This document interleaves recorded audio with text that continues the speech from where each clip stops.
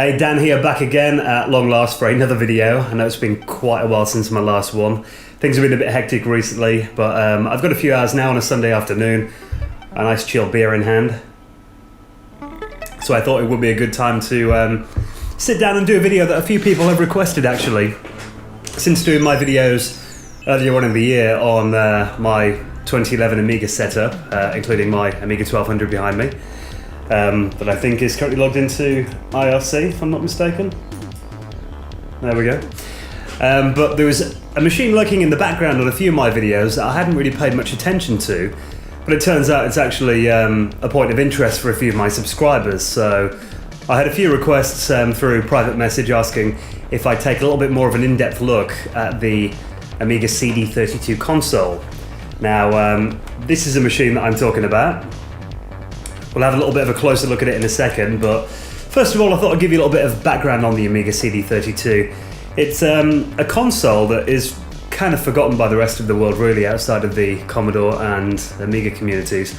It was released back in 1994, actually 1993 it came out, but it was on sale until Commodore's demise in 94. And it really was kind of their last-ditched attempt to gain some market share and also claw back some much-needed money, as I remember reading statistics that Commodore were losing something like 70 to 300 million a quarter, from like 92 to 94. They were really in a bad way, and they really saw the emergence of CD platforms and really playing to the Amiga's strength in Europe in particular, which was as a gaming platform. Now, they tried to market in the past as a all-purpose general home computer, but it kind of got to the stage in the kind of mid-90s as we got into where people wanted something a little bit more focused. So the console market was taking off again. The Mega Drive and the Super Nintendo had two really big hits with those machines, and we're kind of getting into the era where CD was taking over, and there was new platforms coming out like the CDI, the 3DO, and the Sega Saturn. And it was around this time that Commodore thought that they would have a go entering into the CD market. And they're actually quite early to it, actually. I think the CD32, Commodore's claim at the time was that it was the world's first 32-bit CD-ROM based console. Not strictly true, though. I think there was one called I think it was the FM Towns it was called. But that was only ever released in Japan, so in terms of the European and American markets, that was technically true.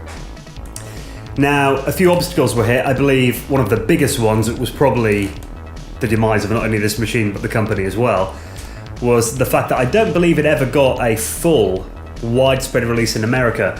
I think there was some patent issues that they had to sort out, and really by the time they got it on the market, if at all, I mean, I'm sure I've seen some NTSC versions of the CD32, so I'm thinking that they probably did release some over there, but I think it was a good 6 months after the European release and literally a couple of months before the downfall of Commodore. They couldn't manufacture enough of these machines, they owed too much money to other companies, the creditors were chasing them everywhere, they really weren't getting enough of the parts to assemble the machines to keep up with demand. Before the time this was on sale, I think it was only about 9 months that the CD32 was on the market. It did actually do reasonably well in the UK in particular. I think in England for a while, for a good 6 months, the CD32 was actually the dominant CD platform, and the games on it were even outselling PC CD-ROM titles for quite a while in 93 to 1994. But unfortunately, as we know, history tells us that the machine wasn't a massive success, at least not big enough to save Commodore. The company went bust, and that was really the end of the CD32. So I'm going to move the camera and we'll have a little bit of a inspection of the console itself. Okay, so upon first inspection, the CD32 might remind you of a console that was also popular a year or two before, and that would be this one. You can definitely see the similarities here, even right down to the little jibe that they had at Sega. Proudly boasting 16-bit, the CD32 thought they'd go one step further and be a bit more bold with their claims. But yeah, I mean, from a design perspective, it was definitely a total rip-off of the Sega Genesis stroke Mega Drive. But that kind of made sense at the time. I mean, if you asked people back in 1993, what's your idea of a games console, the Mega Drive would probably be right there at the front of their mind and the thing that they'd instantly think of. So it made sense to kind of base the design a bit on that and make it actually look like a games console. Now, looking around the top of the machine here, it's a CD-based machine, as the name CD32 would suggest, a 32-bit console. It includes a double-speed multi-session CD drive with a top-loading mechanism, so you put the discs in there. Didn't really like the fact that the laser was completely exposed like that. It was quite a common thing in consoles of the time, but I found it could be quite easy to get fingerprints or dust in the lens. And this particular machine's had the lens replaced twice actually since 1993, but it is in working order at the moment, and I've actually got a second machine for spares. Next, so that's basically where you put the games, obviously. Over here we've got a physical reset button as well. As on the desktop Amigas, obviously you use a keyboard shortcut, but this didn't have a keyboard as standard, so you press that to reboot the machine.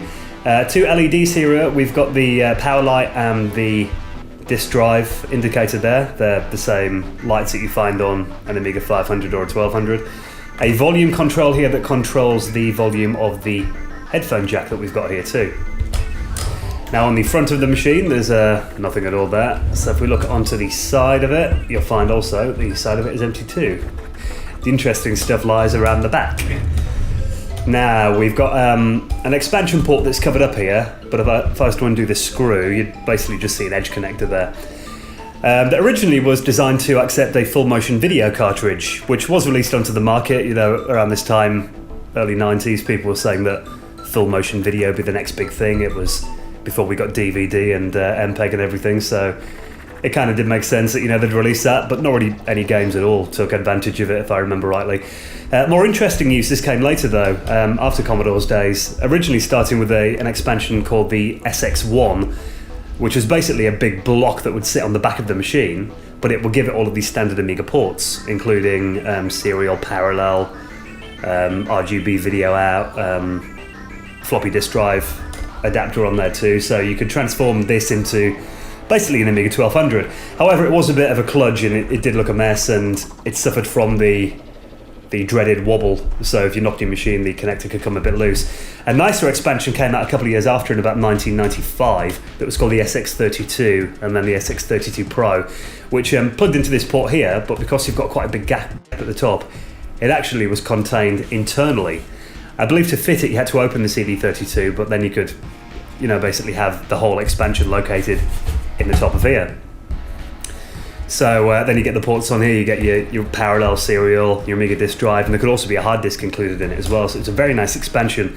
Even then though, they were quite pricey, about the same prices that you'd expect to pay for a full console. We've also got a rocker switch here for the power, which Commodore 64 fans will probably recognise. I believe they had quite a big stash of these switches left over in the warehouse from the Commodore 64, so it's actually the same one. As is the power supply, I believe. I think that's actually the same adapter that you'd find on the 64. I know at least the Commodore 65 prototype used it, because I used to have an Amiga CD32 power pack that actually said C65 power pack on the label on the bottom. We've got the RF TV modulator there, an S-video port as well. This was actually the first Amiga machine to have an S-video port, and it gives some nice, you know, quality actually, which makes up for the lack of RGB on this. Then we've got the standard 3-color composite on there too, and some standard 9-pin D joystick ports on there as well. And here, a port called AUX, which is actually a dual-purpose port. It was a keyboard adapter. You could insert an Amiga 4000 keyboard, I believe it was, straight into there, then use it without any additional hardware or software. And also it worked as a serial port as well. I remember around the time when I first got this machine, I used to have a wire that would allow me to plug in a serial cable to link this to my Amiga 1200 to use it as a slave CD-ROM drive, which was, you know, actually quite handy for the time. Now the official CD32 controller, I'll put a picture up of it now. Mine's long gone, unfortunately. I have no idea what really happened to it. It got lost in one of my many house moves. But I was never a big fan of it anyway. I actually preferred the Competition Pro third-party controllers. So I've got two of these, you know, I think were nicer controllers anyway. Again, you know, there is some similarity to a Sega product here. They do look very much like the Sega Mega Drive controller, with added shoulder buttons on there as well. And you've got these auto fire buttons that I never really used, but Unlike normal Amiga joysticks though, the games that you got on the CD32 often supported more than one button. As you can see, we've got the 4 different buttons on here. On the original controller they were just colour-coded blue, red, green and yellow, and this still corresponds to them there as well. You can also see the commands there that you use on the CD player interface as well. So that's a quick look at the hardware. I'll open up the machine now and give you a quick look inside. Okay then, so I've taken the camera off the tripod. I thought it would give me a little bit more freedom to show you a close-up of this board, and I've actually injured myself in trying to open the metal shielding on this, so that'll be a lawsuit off to Commodore then. Right then, so I've got the metal shielding off, and as we can see, that was the edge connector I was talking about before for the full motion video and the SX32 expansion. And if we look at the motherboard legend on here, you can see a few of the, not only the model, the code name of this board, which was Spellbound, Revision 3. I'm not actually sure if that was a B-52 song. The rest of the Amigas tended to have B-52 song titles. Probably was. Amiga CD Game System, and then a few initials of famous Amiga engineers on there. GIR, I believe that was George Robbins, if I'm not mistaken. So, there we go. Next to it is, actually you can see the copyright logos and stuff there as well. Commodore Electronics 1993 I believe it was, but it's covered up by a sticker. And then next to it, look how small that is, a 68020 processor, which compared to the old processors on the Amiga 500 and the 1000 etc, that is a tiny little chip. Next to that we have the Amiga Kickstart ROM, which is version 3.1. The CD32 was actually the first machine to ship with version 3.1. We have some little quality control tests that they'd obviously done on the board before it went out. I believe that's some RAM there. This comes with 2 megabytes of chip RAM, so that'll be in 512 kilobyte banks that we've got there.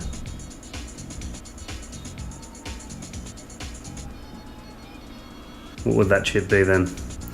These are the Amiga custom chips. I'm just wondering which one's which, as the labelling's not quite as clear as it is on the Amiga 1200. Oh, there we go, it's written on the chip itself. That is the Alice chip we've got there. No information on that one.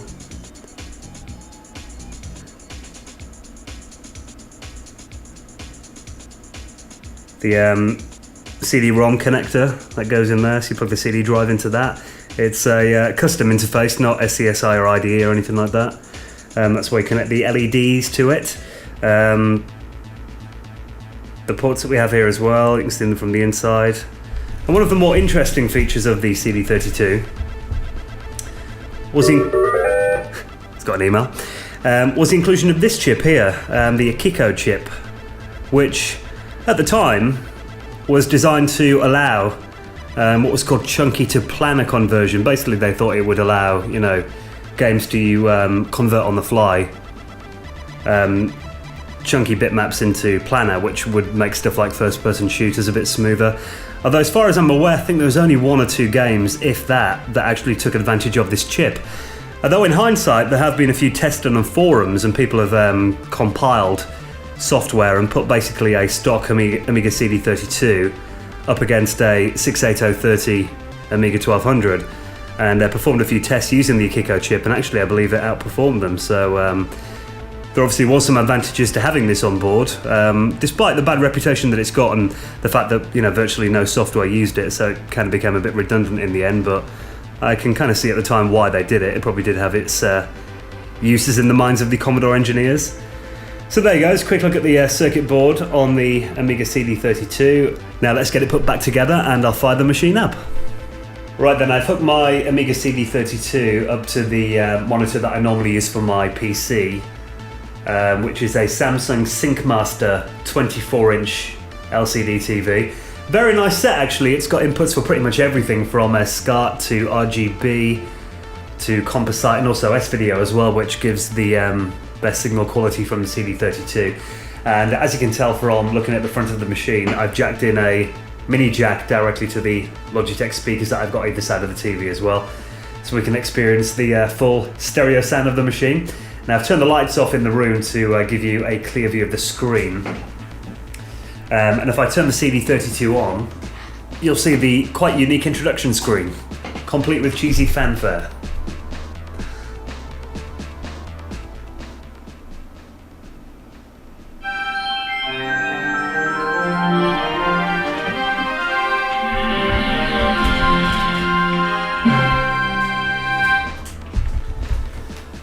So there we go, you can see some colour cycling using the Amiga's Blitter chip there as well, showing off a few of the AGA chipset modes. I was never really a massive fan of that introduction. I think the CD-TV had a much nicer boot screen, and that was of course designed by a professional Amiga artist. I think it was a guy called Dan Sachs who did the original artwork for games like Defender of the Crown, and I believe he was actually contracted to do the original prototype CD32 introduction artwork, but there was some deal with Commodore he had that fell through, so it never saw the light of day. So they went in-house and came up with this design, which was kind of functional, but it didn't look as good as the CD-TV to me. Now if I was to insert an audio CD into the drive, it will spin the CD logo to indicate that it's recognised a disc's in there. If you look down, we can see the drive lights flashing. And then this again is quite similar to the CD-TV interface. It looks a bit more basic to me though, not quite as colourful. And it actually makes quite a good quality CD player.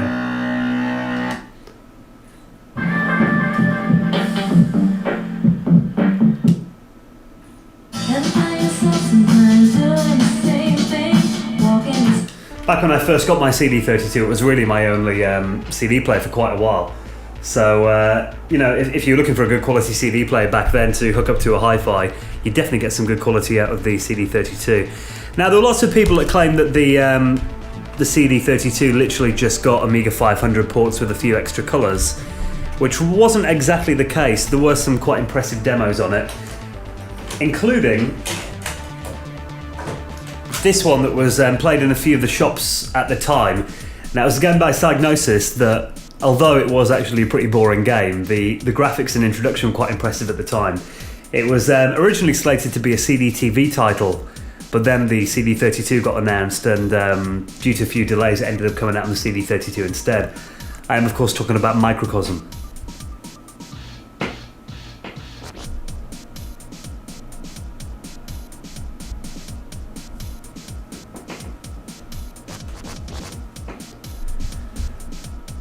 Trying to keep the lighting low in the room so we can get a good view of the screen. I do remember watching this demo though, showing some full motion video in a branch of, I think it was Tandy, I remember seeing. I think it was actually on the CD-TV, showing this and being quite impressed.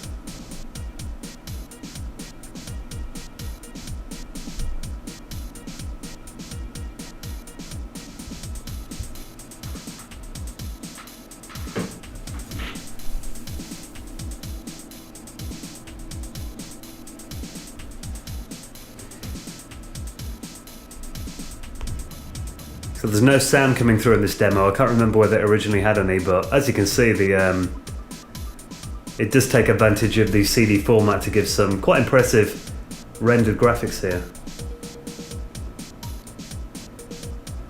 So that's one example of how they used the CD format to improve upon graphical capabilities in games. I'm sure the original demo actually had sound, but for some reason it's not working on this CD. So we'll move on to something else. How's about a game that was originally out on the Amiga that had some nice CD32 enhancements? If you're an Amiga gaming fan, this might be a game that you recognise, and you can kind of see the differences between the original Amiga version and the CD32 upgraded version they made, which was a lot more than just simple, you know, AGA graphics.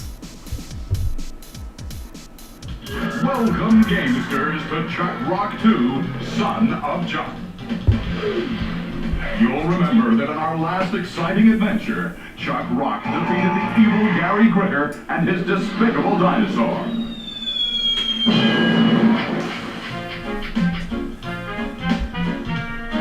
Utilizing his newfound skills, Chuck invented the very first automobile. And in no time at all, had built a brand new factory and was in full production of the Rock-S Probe machine.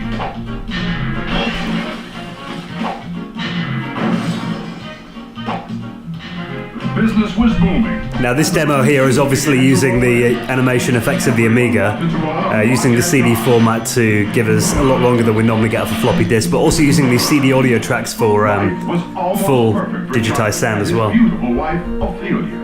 Only one thing was missing: an heir to the rock.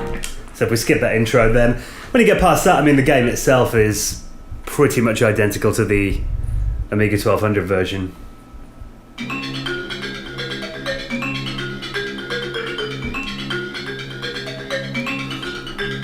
I always got confused between Chuck Rock 2 Son of Chuck and BC Kid, I think the other game was. It was quite similar.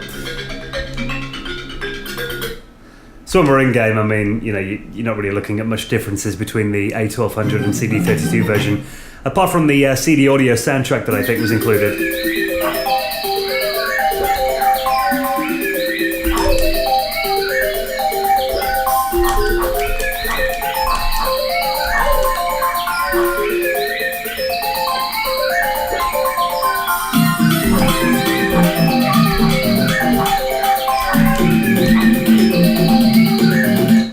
That was one of the games that we had in it, Son of Chuck. Other games took a little bit more advantage of the CD format, including a very nice version of Simon the Sorcerer that was quite a famous Amiga point-and-click adventure game. Now, it was kind of around the era of Monkey Island 2 and Cruise for a Corpse, you know, early 90s, obviously. And the original Amiga game had some atmospheric sound, but it was all literally point-and-click text adventure. You're reading the text on the screen. The CD32 version, however, took it a little bit further, including a very early example of actors, actually recognised actors, being paid to make guest appearances in video games. As Chris Barry, who plays Rimmer in Red Dwarf and Mr. Brutus on the British Empire, actually voices the character of Simon in this game.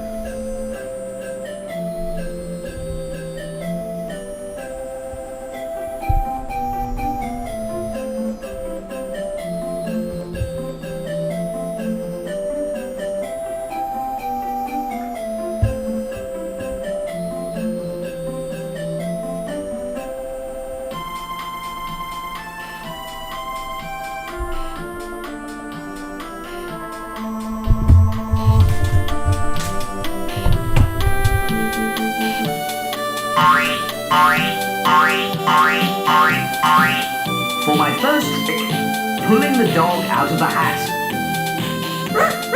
Thank you, Chippy. Now for some credits. Impressed, eh? Well, watch this.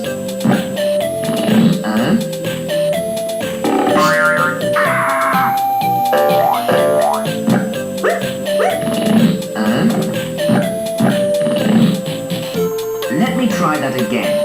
The wand never fails.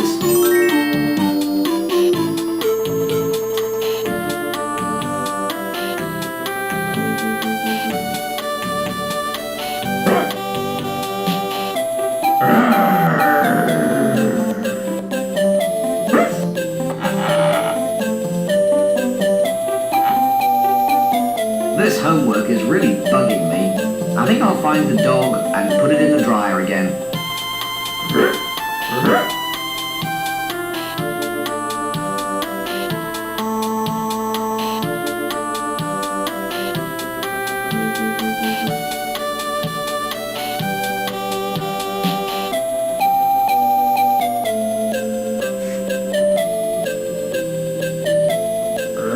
So that's where you are. What's this? Ye oldie spellbook. What a load of old rubbish.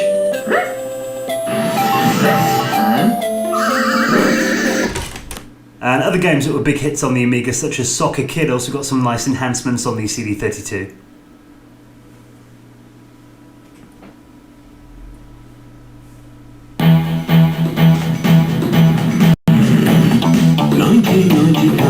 London, England. Soccer Kid, barely able to contain his excitement, waits patiently for the greatest event in soccer. The World Cup Final.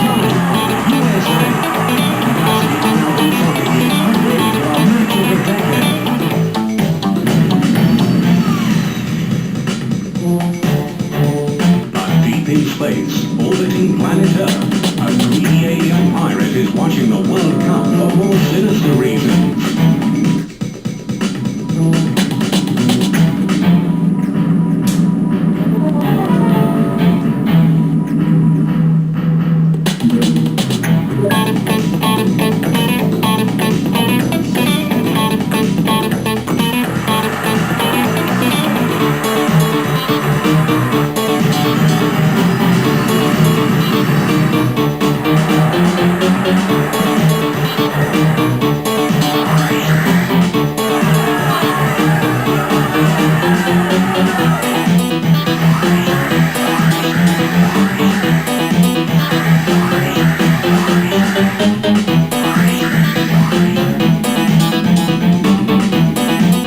And Beneath a Steel Sky was also another game that took advantage of the Amiga CD32's CD technology to provide full digitised sound as well, including voice actors. I think this one was actually Craig Charles, if I remember rightly.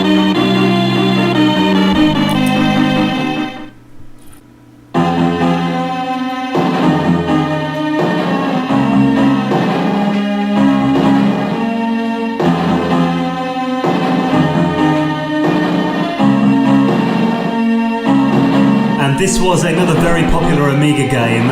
If you were to play this on an Amiga 500 or 1200, you'd be getting complete silence here with maybe some sound effects, but the CD32 version again added a lot more than just graphical enhancements. It really took the game to the next level by including full digitized voices on it as well. For a saboteur from the Gap. He crashed a chopper and escaped. Oh, sounds dangerous to me. Don't worry, he's not going anywhere. We cut the power to the elevator. And the crash has blocked the walkway. Now, as well as enhanced titles, there was also collections of games that a lot of people referred to as shovelware at the time, but it was quite convenient actually to have, like this, all 3 Lotus Turbo Challenge games on one CD.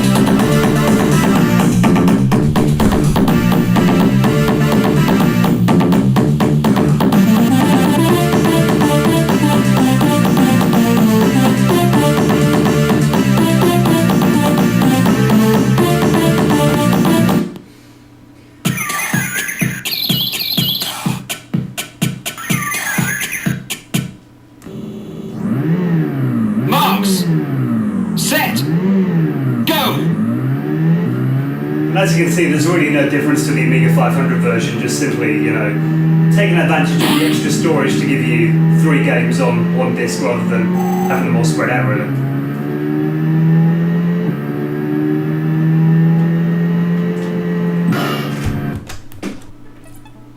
Now, one very useful thing about the CD32 is that it shares full backwards compatibility with the earlier Amiga CD machine, the CD-TV. Now, while the CD-TV didn't have a big games library, it did have some quite nice productivity apps, including this one I'm showing you now, the Hutchinson Encyclopedia.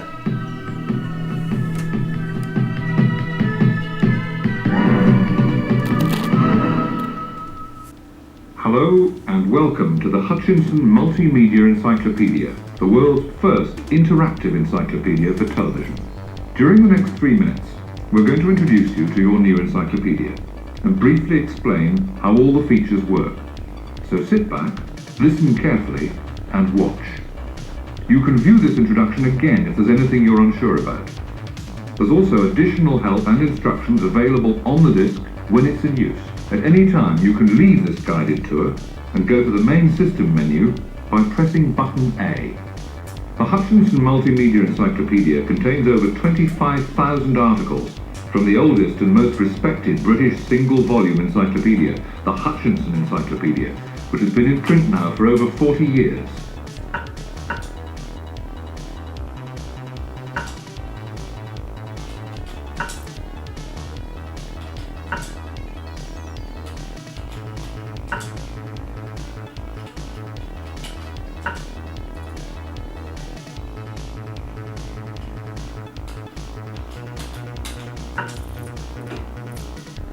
step off the limb now.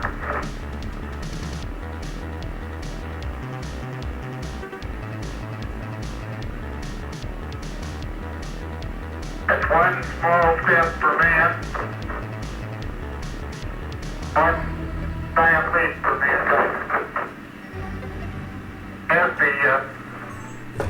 And of course, because the Amiga CD32 is essentially an Amiga 1200 computer with the disk drive and keyboard removed and a CD-ROM drive hacked into place and in a little console-style case, it can of course run the Amiga operating system just fine, as you can see from this CD-ROM from a magazine cover CD that I'm using here that contains a full Amiga 3.1 Workbench install.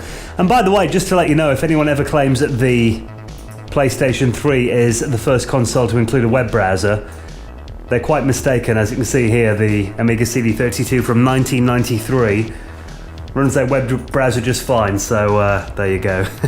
So there's a quick demo of the Amiga CD32. Hopefully got quite a bit of information about the console, and if you want to find out anything else, you can contact me via YouTube, and my Google Plus and Twitter links are posted in the description of the video. Thank you for watching.